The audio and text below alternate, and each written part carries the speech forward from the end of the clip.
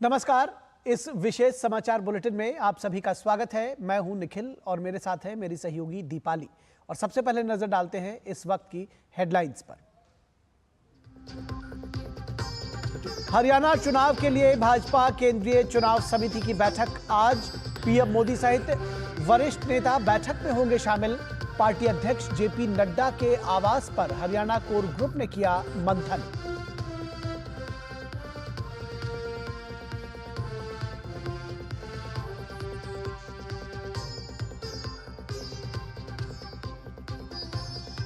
जम्मू कश्मीर विधानसभा चुनाव के दूसरे चरण की अधिसूचना जारी। 26 सीटों के लिए 5 सितंबर तक दाखिल किए जा सकेंगे नामांकन। पहले चरण के नामांकन में दिखी थी जबरदस्त भागीदारी।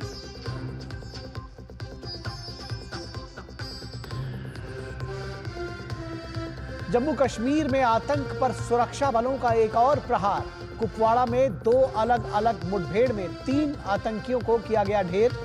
राजौरी में भी सुरक्षा बलों की आतंकियों से मुठभेड़।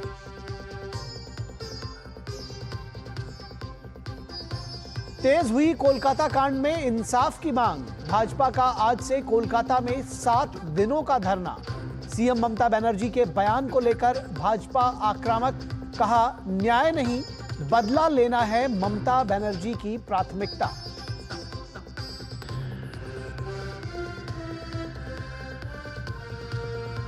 बारिश बाढ़ के कहर से गुजरात बेहाल। प्रधानमंत्री ने सीएम से बात कर ली स्थिति की जानकारी। 2 दिन भारी बारिश के अलर्ट ने बढ़ाई लोगों की चिंता। राहत और बचाव अभियान युद्ध स्तर पर जारी।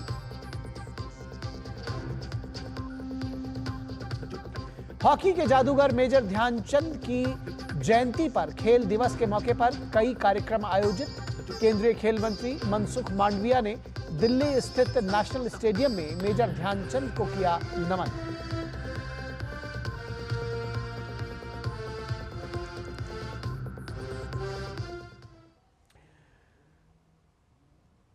और सबसे पहले खबर जम्मू कश्मीर से, जहां के कुपवाड़ा जिले में सुरक्षा कर्मियों को बड़ी सफलता मिली है। एलओसी पर 2 अलग अलग ऑपरेशंस में सुरक्षा बलों ने 3 आतंकियों को ढेर कर दिया है।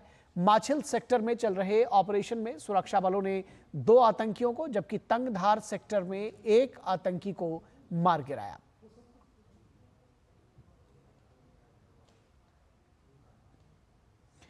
और हरियाणा विधानसभा चुनाव की हलचल तेज हो गई है।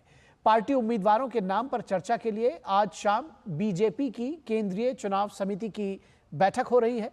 दिल्ली स्थित भाजपा मुख्यालय में होने वाली इस बैठक में प्रधानमंत्री नरेंद्र मोदी और पार्टी के राष्ट्रीय अध्यक्ष जेपी नड्डा सहित वरिष्ठ नेता शामिल होंगे।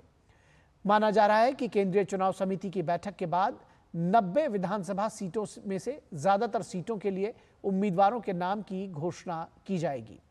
इस बीच पार्टी में बैठकों का दौर जारी है। दिल्ली में पार्टी अध्यक्ष जेपी नड्डा के घर पर राज्य कोर ग्रुप की बैठक हुई। इसमें पार्टी के वरिष्ठ नेता अमित शाह और मुख्यमंत्री नायब सिंह सैनी सहित कई वरिष्ठ नेता शामिल हुए। माना जा रहा है कि इस बार विधानसभा चुनाव में पार्टी नए उम्मीदवारों पर ज्यादा दांव लगा सकती है। इन सब के अलावा हरियाणा के मुख्यमंत्री नायब सिंह सैनी ने भाजपा के प्रदेश चुनाव प्रभारी धर्मेंद्र प्रधान से उनके आवास पर मुलाकात की। और जम्मू कश्मीर विधानसभा चुनाव के दूसरे चरण की 26 सीटों के लिए अधिसूचना जारी हो गई है। इस चरण में 5 सितंबर तक नामांकन दाखिल किए जा सकते हैं। 6 सितंबर को नामांकन पत्रों की जांच होगी, जबकि नामांकन वापस लेने की तारीख 9 सितंबर है। दूसरे चरण का मतदान 25 सितंबर को होना है, जिसमें गांदरबल, श्रीनगर, बडगाम, पुंछ, रियासी और राजौरी की 26 सीटों पर उम्मीदवारों की किस्मत का फैसला होगा। वहीं विधानसभा चुनाव के पहले चरण के लिए कल 24 निर्वाचन क्षेत्रों में नामांकन पत्रों की जांच की गई। 279 नामांकन पत्रों में से 244 नामांकन वैध पाए गए। जम्मू कश्मीर में 3 चरणों में चुनाव होने हैं और दूसरे चरण के लिए होने वाले चुनाव के लिए नोटिफिकेशन आज से जारी कर दिया गया है। अगर इस चरण में देखें तो 5 सितंबर तक आप नोटिफिकेशन यानी कि जो उम्मीदवार हैं वो अपने नाम दाखिल कर सकेंगे, तो वहीं 6 सितंबर को स्क्रूटनी की तिथि रखी गई है और 9 सितंबर तक नाम वापस लिए जा सकेंगे। यानी कि दूसरे चरण का घमासान 9 सितंबर के बाद शुरू हो जाएगा। पहले चरण के लिए नोटिफिकेशन पहले ही जारी कर दिया गया है और इस महीने की 30 तारीख को नाम वापसी की आखिरी तिथि है। यानी कि पहले चरण का जो घमासान है वो इस महीने की 30 तारीख से ही शुरू हो जाएगा। कुल मिलाकर देखें तो पहले चरण में 24 और दूसरे चरण में 26 सीटों के लिए मतदान होना है। लेकिन इस पूरी प्रक्रिया में देखें तो तीसरे चरण के लिए जो नोटिफिकेशन है वो 5 सितंबर से जारी होगा। कुल मिलाकर चुनाव आयोग ने चुनाव संबंधी हर उस तैयारी को पूरा कर लिया है जिससे कि राज्य में जो केंद्र शासित प्रदेश है वहां पर शांतिपूर्वक मतदान हो सके और इस पूरी की पूरी कवायद में जो उनके पास मैंडेट है फ्री एंड फेयर इलेक्शन कराने का, उसके लिए उन्होंने हर वो मुकम्मल तैयारी की है जिससे इसमें वोटर टर्नआउट भी आगे रहे। तो देखना होगा कि इस दूसरे चरण के लिए अब उम्मीदवारों की जो कवायद है वो किस तरीके से शुरू होती है। कैमरामैन अनिकेत के साथ ऋषि कुमार, डीडी न्यूज, श्रीनगर। भारत बांग्लादेश सीमा पर तैनात उत्तर बंगाल फ्रंटियर के सिलीगुड़ी सेक्टर के अंतर्गत बीएसएफ ने 4 बांग्लादेशी नागरिकों को गिरफ्तार किया है। इन बांग्लादेशी नागरिकों को गांव डोलापारा से उस समय गिरफ्तार किया गया जब ये एक टोटो में हल्दीबाड़ी की यात्रा कर रहे थे। तलाशी के दौरान उनके पास से 4 मोबाइल और 1 बांग्लादेशी मुद्रा बरामद की गई। बीएसएफ की ओर से बताया गया कि उत्तर बंगाल फ्रंटियर राष्ट्र विरोधी तत्वों के नापाक मंसूबों को विफल करने और सीमा की अखंडता बनाए रखने के लिए प्रतिबद्ध है।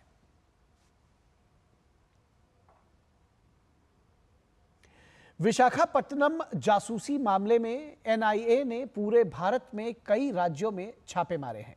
पाकिस्तानी आईएसआई जासूसी रैकेट के माध्यम से भारत विरोधी साजिश के तहत भारतीय नौसेना से जुड़ी संवेदनशील महत्वपूर्ण जानकारी लीक की गई थी, जिसके एवज में छापे मारे गए हैं।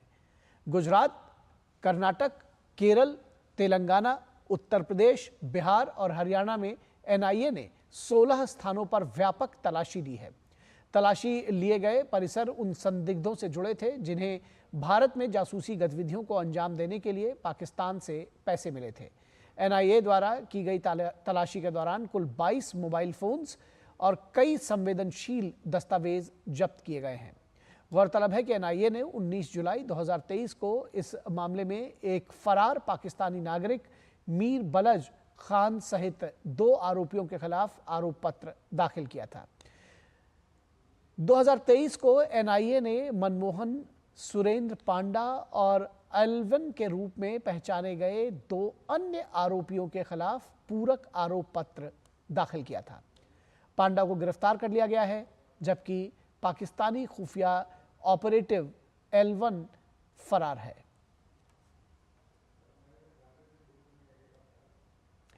और तेलंगाना के मुख्यमंत्री रेवंत रेड्डी के खिलाफ कैश फॉर वोट आरोप की सुनवाई राज्य के बाहर कराने की मांग वाली याचिका पर सुनवाई के दौरान सुप्रीम कोर्ट ने के कविता की जमानत को लेकर रेड्डी के बयान पर कड़ी नाराजगी जताई है। जस्टिस BR गवई की बेंच ने कहा कि तेलंगाना सीएम के बयान सुप्रीम कोर्ट पर आक्षेप लगाने जैसे हैं। एक राज्य का मुख्यमंत्री ऐसा कैसे कर सकता है? कोर्ट ने कहा कि क्या हमें पॉलिटिकल पार्टी से पूछकर फैसला लेना होगा। आपको बता दें कि तेलंगाना सीएम ने के कविता को सुप्रीम कोर्ट से जमानत मिलने पर टिप्पणी करते हुए कहा था कि के कविता को 5 महीने में ही जमानत मिल गई जबकि सिसोदिया को 15 महीने बाद बेल मिली और केजरीवाल अब भी जेल में है। उन्होंने कहा था कि बीआरएस और बीजेपी के बीच आपसी तालमेल है और बीआरएस ने बीजेपी को फायदा पहुंचाया है। सुप्रीम कोर्ट सोमवार को इस मामले पर दोबारा सुनवाई करेगा। और केंद्र सरकार ने छत्तीसगढ़ में डबल रेल लाइन परियोजना को मंजूरी दे दी है। परियोजना की लागत करीब 1360 करोड़ रुपए है। इसमें 2 नए रेलवे स्टेशन भी बनाए जाएंगे। इसके अलावा 2 अन्य रेल परियोजनाओं को भी मंजूरी मिली है जिसके तहत 14 नए रेलवे स्टेशन का निर्माण किया जाएगा। छत्तीसगढ़ से लोकसभा सांसद संतोष पांडे ने राज्य को डबल रेल लाइन की सौगात देने के लिए प्रधानमंत्री नरेंद्र मोदी और रेल मंत्री अश्विनी वैष्णव को धन्यवाद किया है।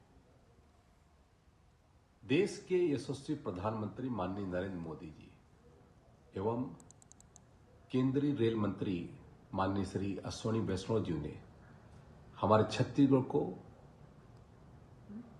डबल लाइन रेलवे की जो सौगात दी है और 2 नई रेल परियोजना दी है, लगभग 1360 करोड़ की ये सौगात हमारे छत्तीसगढ़ वासियों को दी है। हम धन्यवाद देते हैं छत्तीसगढ़ प्रदेश के यशस्वी मुख्यमंत्री आदरणीय श्री विष्णुदेव साय जी को, जिन्होंने लगातार रेलवे की बढ़ोतरी पर जिस तरीके से कार्य योजना केंद्र सरकार को प्रस्तुत की और उसके कारण से केंद्र सरकार ने हमारे छत्तीसगढ़ सरकार को इतनी बड़ी सौगात दी है।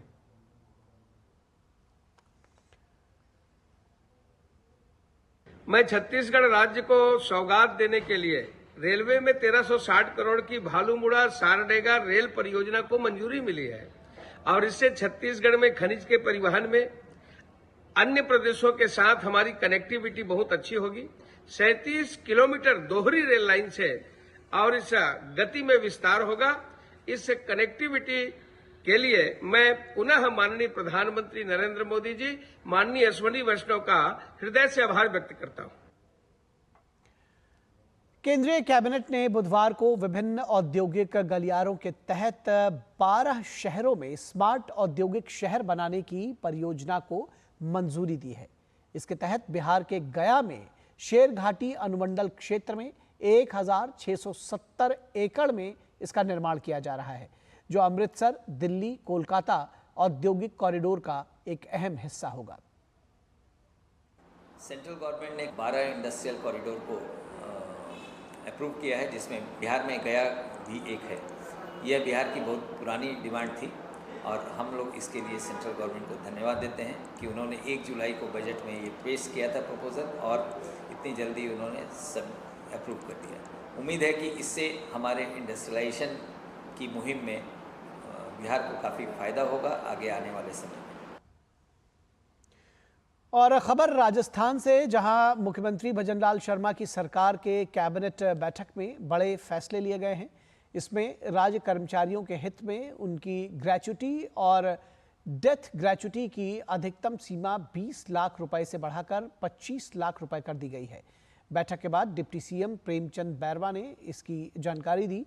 प्रेमचंद बैरवा ने बताया कि इस संबंध में राजस्थान सिविल सेवा चिकित्सा देखभाल नियम 2013 के उपनियम 3 में संशोधन किया जाएगा। राज्य कर्मचारियों को केंद्रीय कर्मचारियों की तर्ज पर 10 साल तक बढ़ी हुई दर से पारिवारिक पेंशन का लाभ भी मिलेगा। इस फैसले से सरकारी कर्मचारियों को रिटायरमेंट के समय अधिक वित्तीय सुरक्षा मिलेगी। इस बैठक में पर्यटन को लेकर भी कई महत्वपूर्ण फैसले लिए गए।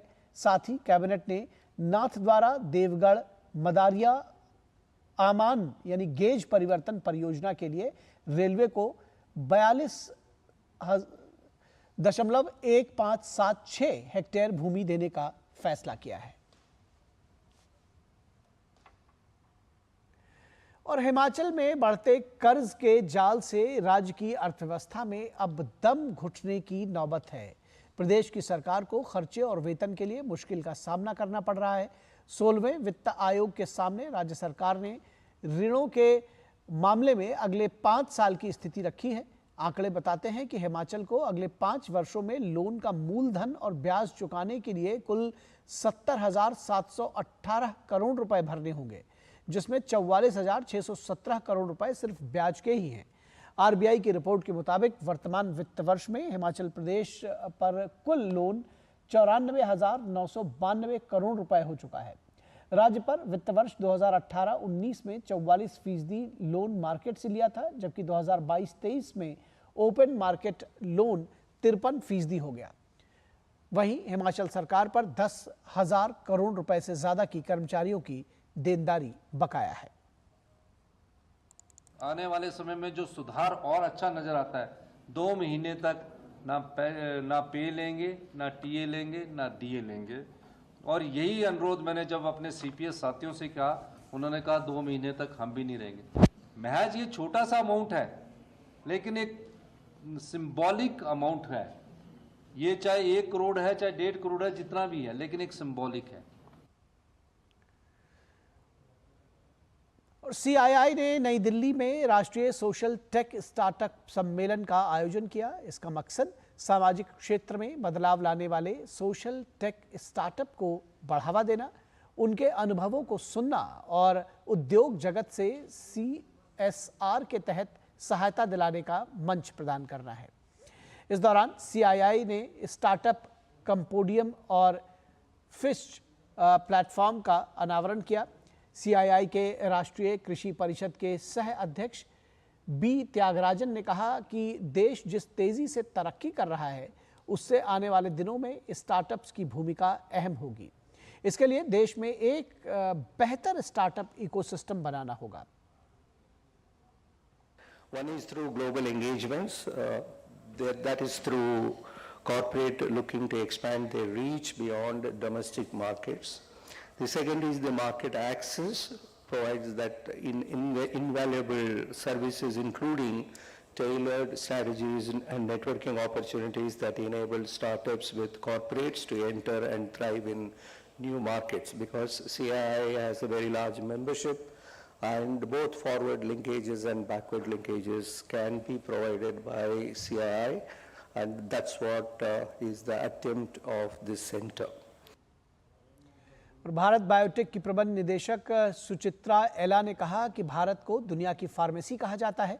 भारत में बायोटेक उद्योग के बढ़ते कारोबार और विदेशी मांग के अनुरूप बायोटेक में स्टार्टअप्स की अपार संभावनाएं मौजूद हैं। Globally, we are witnessing transformative advancements driven by tech startups that are shaping industries and improving lives. From breakthroughs in healthcare and that extend lives and also enhance quality of care, to educational tools that democratize learning opportunities, technology is proving to be a powerful enabler for social good. और Reliance industries की 47वीं वार्षिक आम बैठक के दौरान Reliance industries के अध्यक्ष मुकेश अंबानी ने जियो AI क्लाउड वेलकम ऑफर की घोषणा की। शेयरधारकों को संबोधित करते हुए मुकेश अंबानी ने कहा कि जियो के उपयोगकर्ताओं को जियो AI क्लाउड वेलकम ऑफर के तहत 100 GB तक मुफ्त क्लाउड स्टोरेज मिलेगा। इसके ग्राहक सभी फोटोग्राफ्स, वीडियो, दस्तावेज, अन्य सभी डिजिटल सामग्री और डेटा को सुरक्षित रूप से जमा कर सकते हैं और एक्सेस कर सकते हैं। उन्होंने बताया कि यह ऑफर इस साल दिवाली से शुरू हो जाएगा। I'm thrilled to announce the Jio AI Cloud Welcome Offer. Today, I am announcing that Jio users will get up to 100 GB of free cloud storage to securely store and access all their photos, videos, documents, and all other digital content and data. And we will also have the most affordable prices in the market for those needing even higher storage. We plan to launch the Jio AI Cloud Welcome Offer starting Diwali of this year. और खबर अयोध्या से, जहां gangrape के मुख्य आरोपी Samajwadi party के नेता मोईद खान को जमानत नहीं मिली। विशेष न्यायाधीश पॉक्सो एक्ट प्रथम ने मोईद खान की जमानत याचिका को खारिज कर दिया। सपा नेता मोईद ने अपनी जमानत के लिए कोर्ट में याचिका दायर की थी। कोर्ट ने दोनों पक्षों को सुनने के बाद उसकी अर्जी खारिज कर दी। मोईद खान जमानत के लिए अब हाई कोर्ट का दरवाजा खटखटाएगा। अयोध्या के पूरा कलंदर थाना क्षेत्र में 12 साल की बच्ची से रेप की घटना हुई थी। समाजवादी पार्टी नेता मोईद खान के खिलाफ गैंगरेप का मुकदमा 29 जुलाई को थाना पूरा कलंदर में दर्ज किया गया था। इस मामले में आरोपी सपा नेता के बेकरी और शॉपिंग कॉम्प्लेक्स पर बुलडोजर चल चुका है। अन्य प्रॉपर्टीज की अभी भी जांच हो रही है। मोईद खान के DNA रिपोर्ट का भी पुलिस को इंतजार है। और उत्तर प्रदेश के मुख्यमंत्री योगी आदित्यनाथ ने कानपुर में जिला स्तरीय मेगा रोजगार एवं ऋण मेले में हिस्सा लिया। उन्होंने कहा कि आज उत्तर प्रदेश विकास सुशासन का मॉडल तय करता है, जबकि सपा के शासनकाल में अराजकता ही राज्य की पहचान बन चुकी थी। विकास का क्या मॉडल होना चाहिए यह उत्तर प्रदेश तय करता है। आज सुशासन का मॉडल क्या होना चाहिए उत्तर प्रदेश तय करता है। कानून व्यवस्था कैसे होनी चाहिए आज ये उत्तर प्रदेश तय करता है। लेकिन इससे पहले के दृश्य क्या थे? इस समाजवादी पार्टी, आप इनके कारनामों से तो परिचित हैं। इतिहास की पुनरावृत्ति लोग कर रहे हैं। गुंडागिर्दी इनकी पहचान थी, अराजकता इनकी पहचान थी, बेटी और व्यापारी पर सुरक्षा पर खतरा कर पैदा करना इनकी पहचान थी। इनके समय में क्या क्या नहीं होता था कौन नहीं जानता है।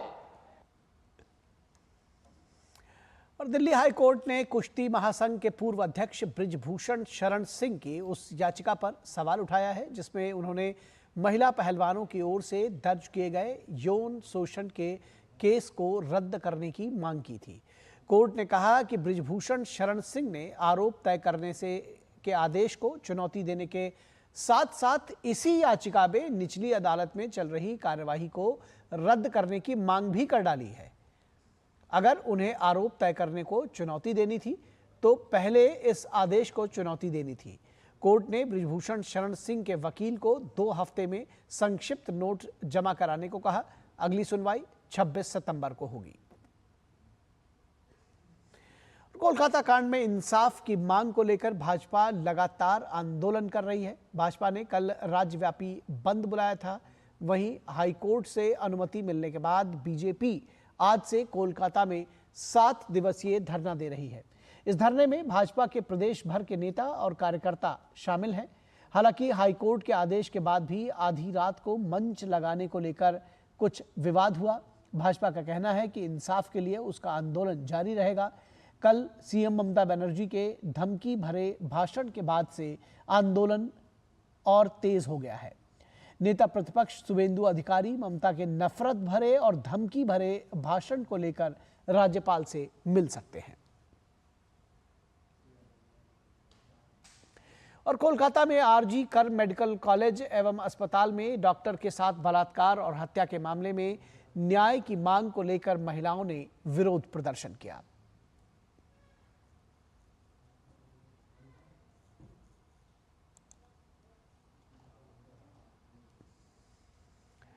आरजी कर मेडिकल कॉलेज एवं अस्पताल में डॉक्टर के साथ बलात्कार और हत्या के मामले को लेकर कांग्रेस कार्यकर्ताओं ने भी कोलकाता में विरोध प्रदर्शन किया। और पश्चिम बंगाल की सीएम ममता बनर्जी के विवादित बयान पर बीजेपी के राष्ट्रीय प्रवक्ता शहजाद पूनावाला ने जमकर घेरा। उन्होंने कहा कि ममता बनर्जी की प्राथमिकता न्याय नहीं बल्कि बदला लेना है। उन्होंने कहा कि मुख्यमंत्री का ऐसा बयान प्रदर्शनकारियों का अपमान है। देखिए, आज पूरा देश 140 करोड़ लोग बंगाल की बेटी के लिए न्याय की मांग कर रहे हैं। ममता बनर्जी की प्राथमिकता न्याय नहीं बदला है। और एक मुख्यमंत्री जब कहती है कि उत्तर प्रदेश में आग लग जाएगी, बिहार में आग लग जाएगी, असम में आग लग जाएगी, नॉर्थ ईस्ट में आग लग जाएगी, उड़ीसा में आग लग जाएगी, पूछना चाहता हूँ क्या अखिलेश यादव जी इस बयान का समर्थन करते हैं? क्या तेजस्वी यादव जी बिहार में आग लगने का समर्थन करते हैं? क्या सुप्रीम कोर्ट और हाई कोर्ट जिसने कहा 30 सालों में उन्होंने ऐसा केस नहीं देखा जिसमें ऐसा इंस्टीट्यूशनल कवर अप हो गया, तो क्या ममता बनर्जी जी वो आग लगा रहे हैं? ये प्रदर्शनकारियों का, डॉक्टर्स का और तमाम लोगों का अपमान है जब ममता बनर्जी कहती हैं कि न्याय की मांग करना आग लगाने की तरह होता है। और खबर गुजरात से, जहां भारी बारिश ने जबरदस्त तबाही मचाई है। सौराष्ट्र और कच्छ में सबसे ज्यादा बुरा हाल है।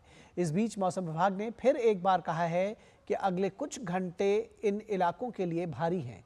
यहां भारी बारिश का अलर्ट जारी किया गया है। राज्य के कई जिलों में पिछले 3 दिनों से लगातार मूसलाधार बारिश हो रही है।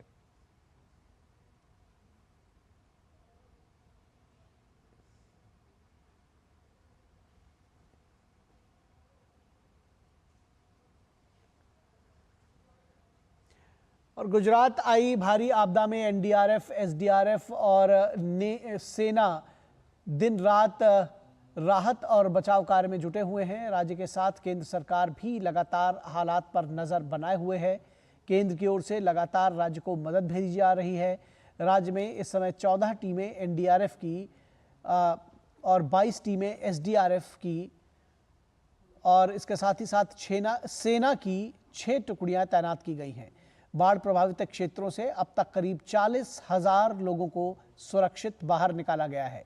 पिछले 2 दिनों में द्वारका में भारी बारिश हुई है। लोगों के घरों में पानी घुस गया है। इस दौरान एनडीआरएफ ने 95 लोगों को बचाया। राज्य में बाढ़ प्रभावित क्षेत्रों से लगभग 8,500 लोगों को सुरक्षित स्थान पर पहुंचाया गया है। प्रधानमंत्री नरेंद्र मोदी ने आज भी गुजरात के मुख्यमंत्री भूपेंद्र पटेल से बात कर बाढ़ के हालात की जानकारी ली। प्रधानमंत्री ने उन्हें केंद्र सरकार की ओर से हर संभव सहायता और सहयोग का आश्वासन दिया है। मुख्यमंत्री भी लगातार राज्य में स्थिति की समीक्षा कर अधिकारियों से जानकारी ले रहे हैं। उन्होंने पानी में फंसे लोगों के लिए राहत कार्यों को प्राथमिकता देने का आग्रह किया। खासकर वडोदरा शहर और जिले, देवभूमि, द्वारका और जामनगर जिलों में भोजन के पैकेट, पीने के पानी के पाउच और स्वास्थ्य संबंधी दवाएं उपलब्ध कराने के निर्देश दिए हैं। तो इस विशेष समाचार बुलेटिन में बस इतना ही। मुझे और दीपाली को दीजिए इजाजत। नमस्कार।